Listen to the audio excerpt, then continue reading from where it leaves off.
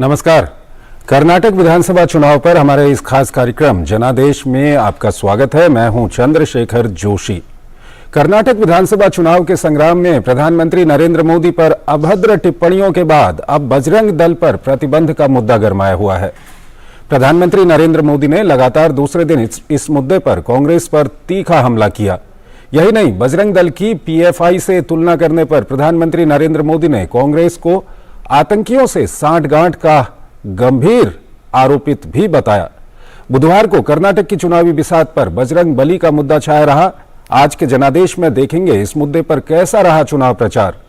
साथ ही देखेंगे कि कर्नाटक के अलग अलग इलाकों के लोगों की क्या है इस मुद्दे पर राय।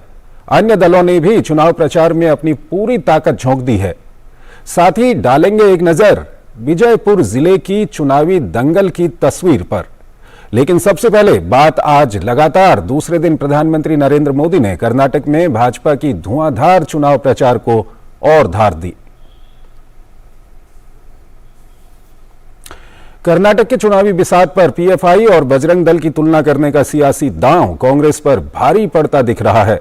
राज्य में चुनाव प्रचार कर रहे प्रधानमंत्री नरेंद्र मोदी ने आज लगातार दूसरे दिन भी इस मुद्दे पर कांग्रेस के खिलाफ अपना हमलावर रुख जारी रखा।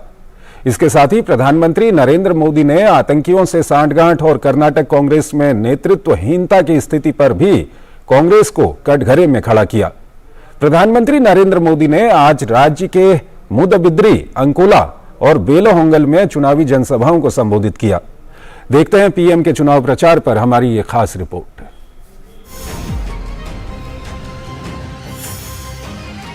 बजरंग बली की, बजरंग बली की, बजरंग बली की। कर्नाटक के विधानसभा चुनाव में पीएम के खिलाफ अभद्र टिप्पणियों का मुद्दा अभी थमा भी नहीं था कि कांग्रेस ने मंगलवार को जारी अपने घोषणा पत्र में बजरंग दल पर बैन का मुद्दा उठाकर राज्य की चुनावी सियासत को गरमा दिया है। कर्नाटक के चुनावी रण में पार्टी के प्रचारक की भूमिका में उतरे प्रधानमंत्री नरेंद्र मोदी ने कांग्रेस के इस घोषणा का बुधवार को अपने चिर परिचित अंदाज में कुछ इस तरह जवाब दिया। प्रधानमंत्री यही नहीं रुके, कांग्रेस ने पीएफआई के साथ बजरंग दल की तुलना कर राज्य के मुसलमान मतदाताओं की गोलबंदी का पासा फेंका था। प्रधानमंत्री नरेंद्र मोदी ने इस पर करारा पलटवार किया और कांग्रेस पर आतंकियों की मदद करने का गंभीर आरोप लगाया। जो लोग कर्नाटका में आतंक फैलाने की साजिश में गिरफ्तार होते हैं, कांग्रेस उन्हें बचाने के लिए मैदान में आ जाती है। इतना ही नहीं, रिवर्स गियर कांग्रेस ऐसे एंटी नेशनल लोगों पर दर्ज मुकदमे ना केवल वापस ले लेती है बल्कि उन्हें छोड़ भी देती है।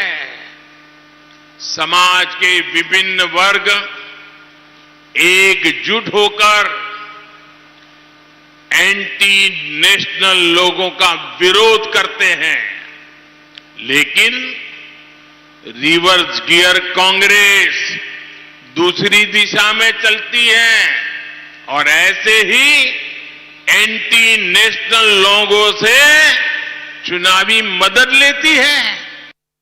कर्नाटक की चुनावी पिच पर कांग्रेस नेताओं की ओर से प्रधानमंत्री को अपशब्द कहे गए। खुद कांग्रेस अध्यक्ष मल्लिकार्जुन खड़गे और उनके बेटे प्रियांक खड़गे ने प्रधानमंत्री नरेंद्र मोदी के खिलाफ अभद्र टिप्पणियां की। प्रधानमंत्री नरेंद्र मोदी ने बुधवार को अंकोला की अपनी दूसरी चुनावी जनसभा में इसे कांग्रेस के वोट मांगने का तरीका बताया और कर्नाटक की जनता से इंसाफ करने की अपील भी की। प्रधानमंत्री नरेंद्र मोदी इसके जरिए कर्नाटक कांग्रेस में नेतृत्व के संकट पर भी हमला किया। इस चुनाव में कांग्रेस कैसे वोट मांग रही है? क्या कह रही है? कांग्रेस कह रही है हमारे नेता रिटायर हो रहे हैं, जाते जाते वोट दे दीजिए। बताइए, कोई रिटायरमेंट के लिए वोट मांगता है क्या? भाई रिटायरमेंट हो रहा है इसलिए वोट दे दो, ऐसा कोई कहता है क्या? अरे भाई, आप रिटायर हो न हो, आपको भगवान बहुत शक्ति दे, लेकिन कुछ जनता के लिए तो वोट मांगो, जनता के काम के लिए तो वोट मांगो। मेरा आखिरी चुनाव है, मैं रिटायर हो रहा हूं, बस जाते जाते कुछ दे दो। चुनाव प्रचार की गहमा गहमी के बीच ही प्रधानमंत्री नरेंद्र मोदी ने उत्तर कन्नड़ जिले के अंकोला में कर्नाटक के पद्म पुरस्कार से सम्मानित तुलसी गौड़ा और सुकरी बोमगौड़ा से मुलाकात की और उनका आशीर्वाद लिया। प्रधानमंत्री नरेंद्र मोदी ने बेलगावी के बेल होंगल के चुनावी जनसभा में कांग्रेस और जनता दल सेकुलर पर न केवल निशाना साधा, बल्कि कर्नाटक की जनता को इन दोनों राजनीतिक दलों से सावधान रहने को भी कहा। कर्नाटका के लोगों को कांग्रेस और जेडीएस की शॉर्टकट गवर्नेंस से बहुत सावधान रहना है। इसी शॉर्टकट गवर्नेंस इसने देश में वोट बैंक की खराब राजनीति को जन्म दिया है। जब कोई शॉर्टकट पॉलिटिक्स करता है तो कांग्रेस की तरह सबसे पहले यही सोचता है कि समाज को बांट दो, समाज के टुकड़े टुकड़े कर दो। ये विकास का रास्ता नहीं हो सकता। राज्य में बजरंग दल पर बैन के मुद्दे पर उठा सियासी हंगामा फिलहाल थमता नहीं दिख रहा है। विश्व हिंदू परिषद और भाजपा ने बजरंग दल पर बैन के मुद्दे को राज्य में 10 मई को होने वाले वोटिंग से पहले चुनावी मुद्दा बनाने की पूरी तैयारी कर ली है। बुधवार को भारतीय जनता पार्टी के कार्यकर्ताओं ने इस मुद्दे पर जगह जगह कांग्रेस घोषणा पत्र की प्रतियां जलाई। यही नहीं, गुरुवार शाम 7 बजे विहिप ने राज्य के हर मंदिर, ग्राम पंचायत में और शहरी इलाके में हनुमान चालीसा का पाठ करने का ऐलान किया है। Bureau report, DD news.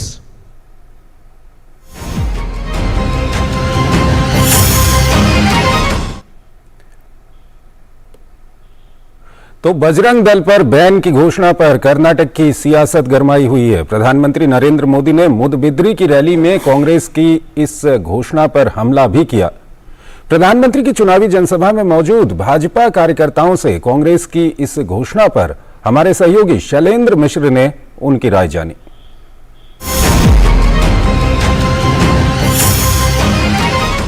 जब से कर्नाटक में अपने घोषणा पत्र में कांग्रेस पार्टी ने यह कहा है कि वो बजरंग दल पर बैन लगाएगी पीएफआई के तर्ज पर, तब से हम देख रहे हैं कि राज्य की सियासत काफी गरमाई हुई है और हम देख रहे हैं कि प्रधानमंत्री नरेंद्र मोदी अपनी चुनावी जनसभाओं में भी इस बात को उठा रहे हैं। बजरंग दल पर बैन लगाने की बात कही कांग्रेस ने, तो बीजेपी कार्यकर्ता ने किस तरह से उसे लिया? ये तो हमारे लिए बहुत एक चिंता का विषय है कि बजरंगी तो अपना एक हिंदू का एक राष्ट्रवाद है। क्या कहना है आपका? ये जो कांग्रेस पार्टी ने कहा है कि वो सत्ता में आएंगे तो बजरंग दल पर बैन करेंगे, कैसे देख रहे हैं आप लोग? इससे पहले भी उन्होंने बहुत कुछ कहा हुआ है लेकिन किया नहीं, तो ये भी ऐसा ही होगा शायद। इसके लिए अभी बैन करने के लिए पहले सरकार बनना चाहिए। चरित्र जो है सामने आ गया कांग्रेस पार्टी का। वो तो पहले से 1947 से ऐसा ही कर रहे हैं। वो अभी तो सभी लोगों को मालूम हो रहा है, जनता को याद दिला दिया है इसका। श्योर 100%। क्या कहना है? आप युवा हैं, बताइए। वो कौन है ऐसे बोलने का? वो हक नहीं है ना सर। ये कांग्रेस का मुंह है। मैं एक ही बात बताना चाहता हूँ, विनाश काले विपरीत बुद्धि, दैट्स ऑल। बजरंग दल जो है कर्नाटक में हर घर पे मिलिट्री जैसे है, जैसे हिंदू समाज को रक्षा करने वाला बजरंगी है। तो ये इस बजरंग दल को बैन करना इतना आसान बात नहीं है। ये बोल के उन्होंने बहुत बड़ा भूल काम किया। उन्होंने पहले ही जैसे उनका सरकार था, हर हिंदू को ऊपर केस लगाता था, हर बजरंगी को ऊपर केस लगाता था, सब बजरंगी को जेल में डालने का काम किया था। लेकिन बीजेपी सरकार आने के बाद सभी को छुड़वा दिया, सबको आसान से जीने का तरीका दे दिया है। हम और राय एक जान लेते हैं। आप युवा हैं, क्या कहना? बीजेपी का एजेंडा ये है कि सबका साथ और सबका विकास है, और कांग्रेस लोग ये कह रहे हैं कि सबका विकास को वो तोड़ने का काम कर रहे हैं। इसलिए इस बार जनता जनार्दन है, जनता ही बोलेगी कि क्या सही है और क्या गलत है। और आपको मोदी जी के बारे में पता ही है, वो बहुत बड़े बजरंगी के भक्त है। तो बजरंग दल को बैन करना कांग्रेस वालों का सपना है, वो सपना बन के ही रहेगा। It is not at all possible to ban the Bajrang Dal because we young Karyakartas are here. It's in our blood actually. It is not at all possible. They are Do you think this will impact the Congress possibility in the state? no, they will 100% they will lose actually. See, you can see in the Dakshin Kannada, we are around 13 seats. Obviously, we will win 13 seats only here. So, not at all impact. न केवल BJP कार्यकर्ता बल्कि आम युवा इस बात को लेकर मुखर हो रहे हैं कि कांग्रेस ने आखिर ये बात क्यों कही। कैमरामैन सीके अशोक के साथ शैलेंद्र मिश्र, डीडी न्यूज, कर्नाटक।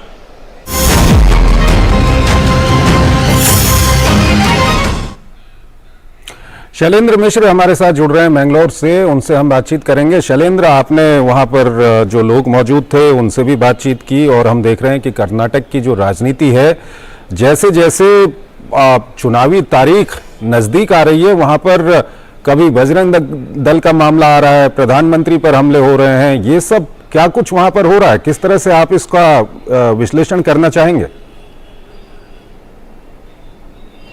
देखिए, जैसे ही कांग्रेस का घोषणा पत्र आया और पीएफआई से तुलना करते हुए कहा गया कि बजरंग दल पर प्रतिबंध लगाया जाएगा अगर कांग्रेस पार्टी सत्ता में आती है, उसके बाद से हम देख रहे हैं कि बीजेपी के नेता लगातार कांग्रेस पर निशाना साध रहे हैं और बजरंग दल राज्यव्यापी एक तरह से देखे तो प्रदर्शन कर रहा है। विश्व हिंदू परिषद और बजरंग दल, यहाँ मैंगलोर में भी बजरंग दल के नेताओं ने प्रदर्शन किया और कहा कि सेवा का काम बजरंग दल के कार्यकर्ता करते हैं और जिस तरह से कांग्रेस पार्टी ने कहा है ये उनके सोच को दर्शाता है। हम बीजेपी की चुनावी जनसभाओं में भी देख रहे हैं कि बजरंग बली के नारे लग रहे हैं और बजरंग दल को बैन करने के मैनिफेस्टो में इस बात को शामिल करने के कांग्रेस के ऐलान के बाद बहुत एक तरह से देखें आक्रोश देखने को मिल रहा है।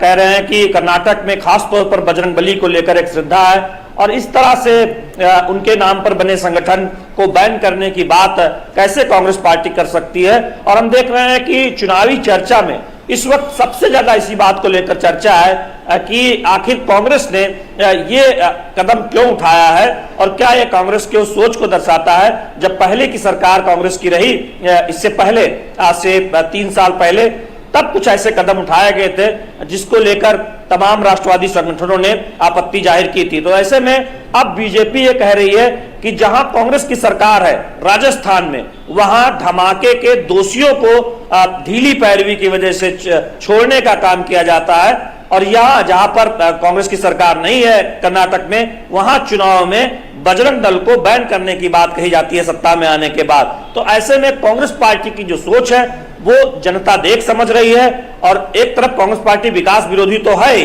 और दूसरी तरफ जो एंटी नेशनल जो फोर्सेज हैं, जो देश विरोधी ताकतें हैं, कहीं ना कहीं उनके साथ खड़ी नजर आती है कांग्रेस पार्टी, जबकि राष्ट्रवादी ताकतों के साथ कांग्रेस पार्टी विरोध में नजर आती है। तो ये एक हम बहुत बड़ा मुद्दा फिलहाल ये कह सकते हैं कि जब से कांग्रेस पार्टी ने अपने घोषणा पत्र में ये बात कही है, तब से सबसे ज्यादा चर्चा इसी मुद्दे पर हो रही है और पूरी राजनीति कर्नाटक की हम कह रहे हैं कि इसी के इर्द गिर्द इसमें आरोप प्रत्यारोप बयानबाजी हो रही है। प्रधानमंत्री नरेंद्र मोदी खुद अपनी चुनावी जनसभाओं में इस मुद्दे को उठा रहे हैं। तो हम देख रहे हैं कि आगे भी बीजेपी एक बड़ी रणनीति बना रही है कांग्रेस को घेरने के लिए। ठीक है, आप हमारे साथ बने रहिए। एक छोटा सा हमको यहाँ पर ब्रेक लेना है। ब्रेक के उस पार हम फिर कर्नाटक में क्या कुछ राजनीति चल रही है, किस तरह से वहां पर चुनाव प्रचार चल रहा है, क्या कुछ मुद्दे वहां पर छाए हुए हैं, किस तरह से आरोप प्रत्यारोप चल रहे हैं, इन सब के बारे में बातचीत करेंगे। प्रधानमंत्री श्री नरेंद्र मोदी की अगुवाई में देश को खुले में शौच से मुक्त बनाने के लिए 2014 में आरंभ किया गया स्वच्छ भारत मिशन न केवल एक जन आंदोलन बना, बल्कि इसे विश्व की बड़ी व्यवहार परिवर्तन योजना का गौरव भी मिला। स्वच्छ भारत मिशन ग्रामीण की अपार सफलता के बाद जरूरत थी इस परिवर्तन को स्थायी बनाने की और इस लक्ष्य को हासिल करने के लिए स्वच्छ भारत मिशन के दूसरे चरण यानी कि ODF+ की शुरुआत की गई। साथियों, खुले में शौच से मुक्ति के बाद अब दायित्व और बढ़ गया। देश को ODF के बाद ODF+ बनाने के लक्ष्य पर काम चल रहा है। अब हमें कचरे से कंचन बनाने का काम को तेज करना है। पूरे देश में ODF प्लस या संपूर्ण स्वच्छता पर खास ध्यान दिया जा रहा है। स्वच्छता केंद्रित जागरूकता अभियानों के द्वारा जन जन तक स्वच्छता की सीख, पेंटिंग और फिल्म मेकिंग जैसे नए और रोचक तरीकों से पहुंचाई जा रही है। देश में स्वच्छता संवाद कार्यक्रमों का आयोजन किया गया, जिनमें लोगों ने पूरे उत्साह के साथ हिस्सा लिया और प्लास्टिक कचरे से देश को मुक्त कराने की शपथ ली। जैविक कचरे के निपटान और उससे अतिरिक्त आमदनी पाने के बारे में भी लोगों को जागरूक किया जा रहा है, जिससे बड़ी संख्या में लोग गोबर धन योजना से जुड़ रहे हैं और गोबर से बायोगैस एवं जैविक खाद के उत्पादन को बढ़ावा मिल रहा है। जैविक और रिसाइक्लेबल कचरे को अलग रखने और उसके उपचार पर विशेष ध्यान दिया जा रहा है। ग्रे वाटर प्रबंधन के अंतर्गत लाखों की संख्या में सोख्ता गड्ढों का निर्माण किया जा रहा है। इसके अलावा पुराने एक गड्ढे वाले शौचालयों को रेट्रोफिट करके 2 सोख्ता गड्ढों वाले शौचालयों में बदला जा रहा है और मल प्रबंधन पर भी विशेष ध्यान दिया जा रहा है। देश भर में लोगों का उत्साह और जन भागीदारी इस बात का प्रमाण है कि आत्मनिर्भरता का ये मॉडल लोगों तक पहुंच रहा है और हमारे गांव ODF से ODF प्लस की ओर अग्रसर हो रहे हैं। लेकिन देश को संपूर्ण स्वच्छ बनाने के इस अभियान को मंजिल तक पहुंचाने के लिए अभी हमें लंबा रास्ता तय करना है, जिसके लिए सभी देशवासी पूरे जज्बे से कोशिश कर रहे हैं। और इन्हीं कोशिशों के कारण आज हमारा देश स्वच्छता से स्वावलंबन की ओर अग्रसर है।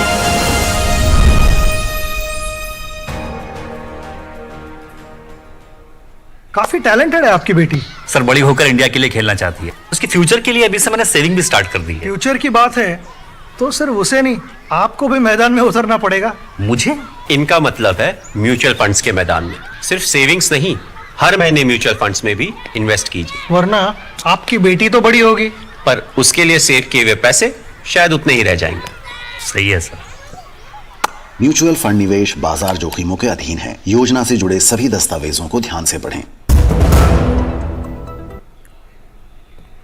स्वागत है आपका। ब्रेक के बाद हम बात कर रहे हैं कर्नाटक में चल रहे चुनाव प्रचार की। जैसे जैसे कर्नाटक में चुनाव की तारीख नजदीक आ रही है, वहां का जो प्रचार है, कल तक हमने देखा कि प्रधानमंत्री के खिलाफ वहां पर अपशब्दों का उपयोग किया गया, उसको लेकर के वहां पर काफी आरोप प्रत्यारोप चल रहे थे। आज कांग्रेस ने बजरंग दल पर बैन लगाने की बात कही है, उसको लेकर के वहां पर काफी राजनीति गरमाई हुई है। और इस सबके बीच कांग्रेस के मैनिफेस्टो ने कांग्रेस की चुनावी सियासत में बवाल मचा रखा है। मैनिफेस्टो के जरिए कांग्रेस ने कई मुद्दे उठाए हैं, कई वायदे किए हैं। चित्रदुर्ग में हमारे सहयोगी नीरज सिंह ने कांग्रेस के चुनावी घोषणा पत्र पर लोगों की राय जानी। कांग्रेस के चुनावी घोषणा पत्र पर क्या कहते हैं चित्रदुर्ग के लोग, आइए देखते हैं हमारी इस रिपोर्ट में।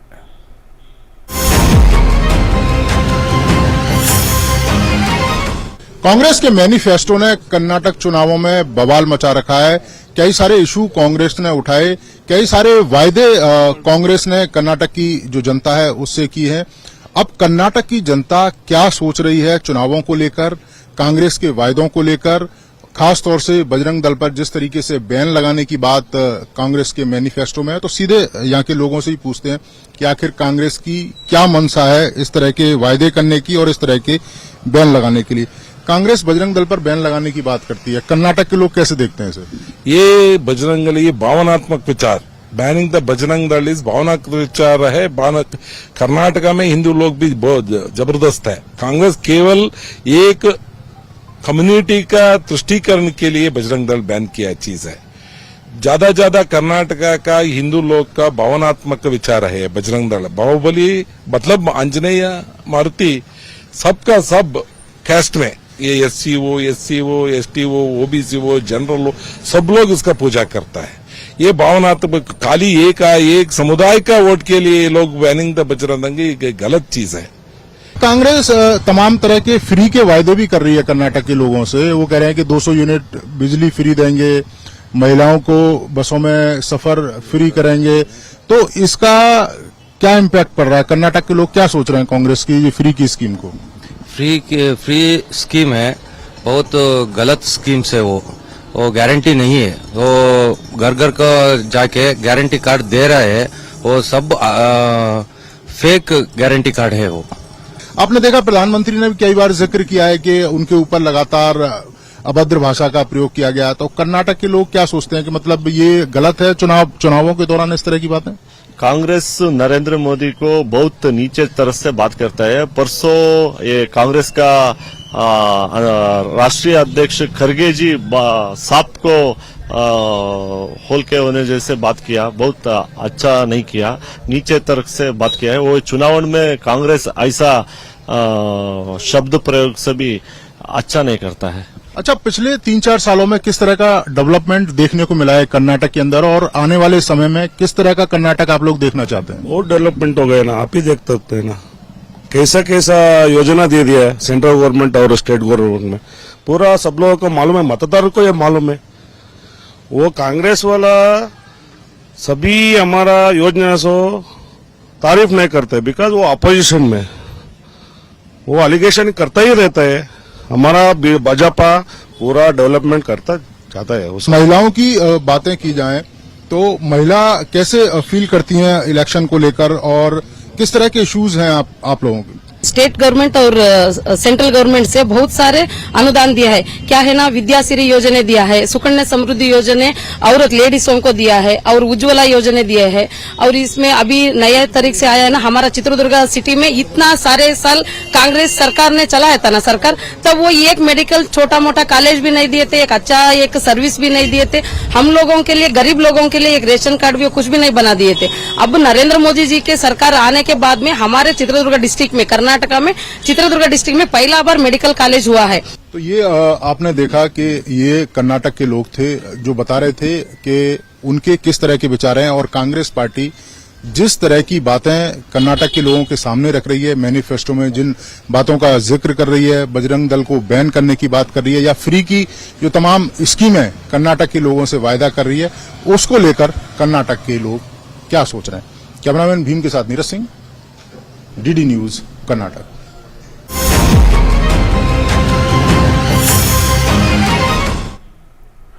तो कर्नाटक में जैसे जैसे चुनाव की तारीख नजदीक आ रही है, राजनीतिक दलों का प्रचार भी बढ़ता जा रहा है। सभी राजनीतिक दल चुनाव जीतने और मतदाताओं को लुभाने के लिए पूरी ताकत लगा रहे हैं। बीजेपी अध्यक्ष जेपी नड्डा ने हारोहल्ली रामानगर में रोड शो किया। उन्होंने कांग्रेस के मैनिफेस्टो में राज्य के लिए राष्ट्रीय शिक्षा नीति की जगह पर अलग शिक्षा नीति बनाने की घोषणा पर हमला किया। नड्डा ने कहा कि कांग्रेस का देश के विकास कार्यों पर ब्रेक लगाने का इतिहास रहा है।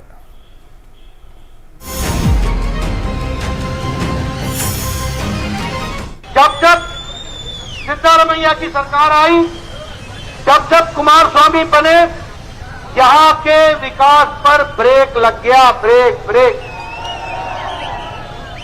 अभी ये ब्रेक हम लोगों ने उठाया है और विकास में कर्नाटक छलांग लगाता हुआ आगे बढ़ रहा है। जहां तक सामाजिक न्याय का सवाल है, तो हम जानते हैं कि मोदी जी के नेतृत्व में गांव, गरीब, वंचित, पीड़ित, शोषित, दलित, किसान, युवा, महिला सबको ताकत देने का काम किया है, तो मोदी जी ने किया है।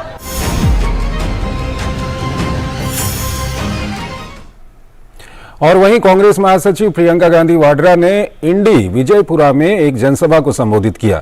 इस मौके पर प्रियंका गांधी ने भी मतदाताओं को रिझाने की पूरी कोशिश की। ये विकास पुरुष जो हमारे प्रधानमंत्री हैं, कर्नाटका आके कह रहे हैं कि मेरा एक सपना था कि मैं कर्नाटका में विकास लाऊंगा, मेरा एक सपना था कि कर्नाटका को मैं पूरे देश में विकास का मिसाल बनाऊंगा, तो क्यों नहीं बनाया? तो कर्नाटक प्रदेश में 10 मई को होने वाले विधानसभा चुनाव को लेकर राज्य की भाजपा, कांग्रेस सहित तमाम राजनीतिक दलों ने प्रचार प्रसार में पूरी ताकत झोंक दी है। आइए देखते हैं स्मारकों का शहर कहे जाने वाले विजयपुर से हमारे सहयोगी उर्मिलेश भट्ट की ये खास रिपोर्ट।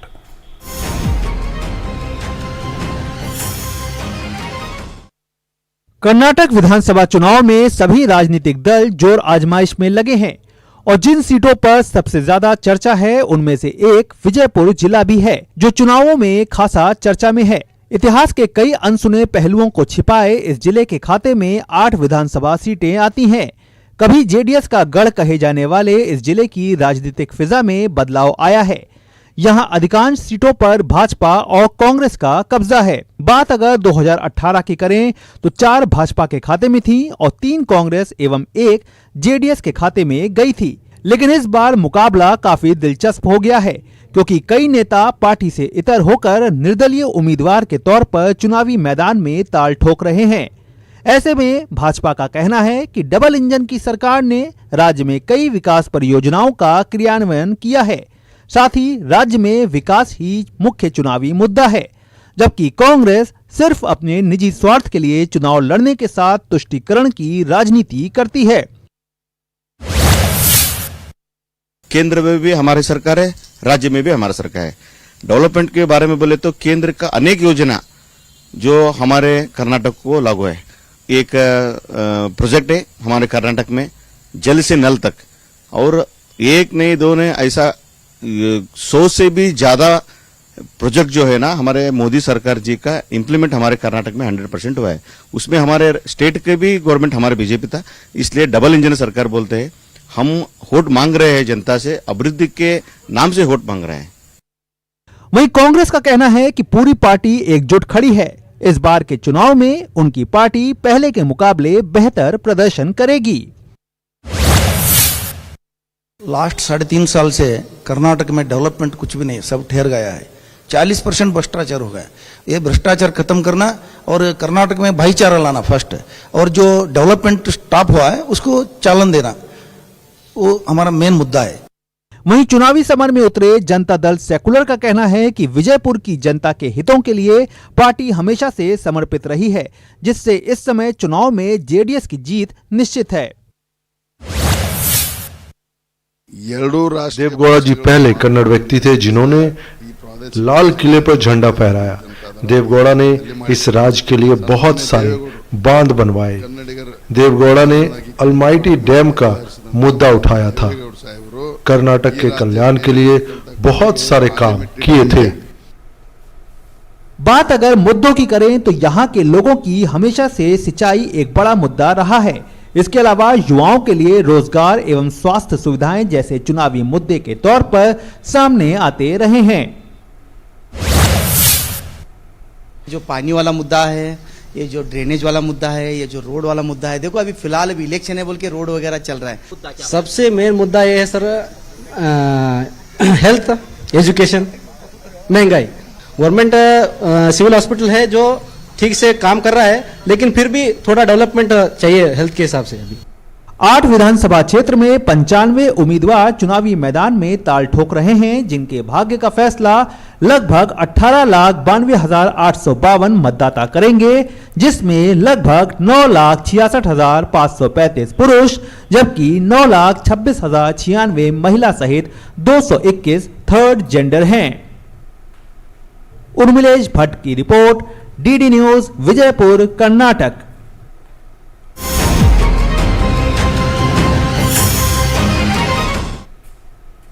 तो कर्नाटक के चुनावी रण पर आधारित हमारे इस खास कार्यक्रम जनादेश में आज इतना ही। नमस्कार।